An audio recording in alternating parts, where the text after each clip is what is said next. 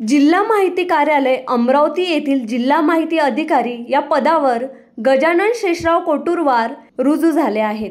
जिल्हा माहिती अधिकारी या पदावर त्यांची प्रशासकीय बदली झाली असून त्यांची दिनांक 30 ऑगस्ट 2024 रोजी माहिती अधिकारी श्रीमती अपर्णा यावलकर यांच्याकडून जिल्हा माहिती अधिकारी या पदाचा कार्यभार स्वीकारला। माहिती अधिकारी श्रीमती अपर्णा यावलकर, माहिती सहाय्यक सतीश बगमारे, वरिष्ठ लिपिक प्रतीक फुलाडी, योगेश गावंडे, छायाचित्रकार सागर राणे, कनिष्ठ लिपिक गजानन परटके, कोमल भगत, वाहन चालक हर्षल हाडे, शिपाई राजश्री चौरपगार, प्रतीक वानखडे आदी यावेळी उपस्थित होते।